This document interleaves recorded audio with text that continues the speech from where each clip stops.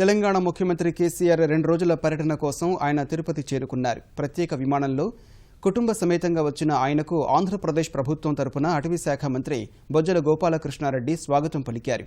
6:30 గంటలకు తిరుమల పద్మావతి అతిథి గృహానికి చేరుకోనున్న తెలంగాణ సీఎం రాత్రికి అక్కడే బస చేస్తారు. బుధవారం ఉదయం వీఐపీ బ్రేక్ దర్శన సమయంలో బంగారు ఆభరణాలు సమర్పించి స్వామివారిని దర్శించుకుంటారు.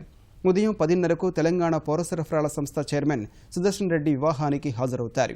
ఉదయం 11 గంటలకు తిరుమల నుంచి ప్రయాణమై 11:30 గంటలకు తిరుచానూరు పద్మావతి అమ్మవారిని దర్శించుకుని మొక్కుపొడక సమర్పిస్తారు.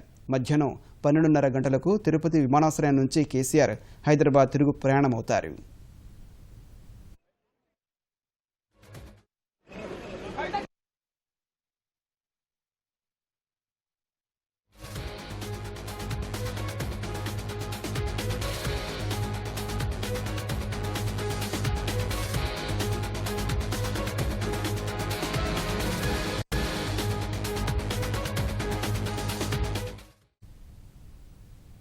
కేసీఆర్ కంటే ముందుగానే తెలంగాణ మంత్రులు తిరుమలకు చేరుకున్నారు. ఆ రాష్ట్ర శాసనసభ స్పీకర్ మధుసూదనాచారి, మంత్రులు ఈటెల రాజేందర్, హరీష్ రావు, పోచారం శ్రీనివాసరెడ్డి, ఇంద్రకరణ్ రెడ్డి, సిఎస్ఎస్పీ సింగ్, తెలంగాణ రాష్ట్ర ప్రభుత్వ ముఖ్య సలహాదారు రాజశర్మ తదితరులు రేణిగుంట విమానాశ్రయానికి వచ్చారు. అక్కడి నుంచి రోడ్డు మార్గంలో కొండపైకి వచ్చారు. పద్మావతి నగర్లో మంత్రులకు టీటీడీ అధికారులు స్వాగతం పలికి బస ఏర్పాట్లు చేశారు.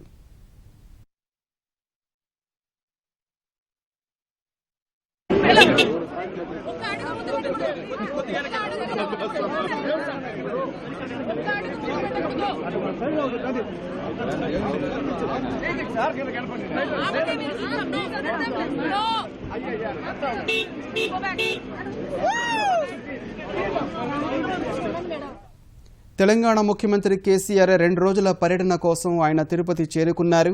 ప్రత్యేక విమానంలో కుటుంబ సమేతంగా వచ్చిన ఆయనకు ఆంధ్రప్రదేశ్ ప్రభుత్వం తరపున అటవీ శాఖ మంత్రి బొజ్జల గోపాలకృష్ణారెడ్డి స్వాగతం పలికారు. 6:30 గంటలకు తిరుమల పద్మావతి అతిథి గృహానికి చేరుకోనున్న తెలంగాణ సీఎం రాత్రికి అక్కడే బస చేస్తారు. బుధవారం ఉదయం వీఐపీ బ్రేక్ దర్శన సమయంలో బంగారు ఆభరణాలు సమర్పించి స్వామివారిని దర్శించుకుంటారు. ఉదయం 10:30కు తెలంగాణ పౌర సరఫరాల సంస్థ చైర్మన్ సుదర్శన్ రెడ్డి వివాహానికి హాజరవుతారు.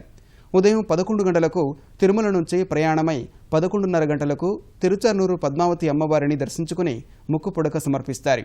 మధ్యాహ్నం 12:30 గంటలకు తిరుపతి విమానాశ్రయం నుంచి కేసీఆర్ హైదరాబాద్ తిరుగు ప్రయాణమవుతారు. స్వాగతం పలుకుతూ ఉన్నటువంటి పరిస్థితుల్లో కేసీఆర్ గారు ఇప్పుడే కాన్వాయ్ బయలుదేరి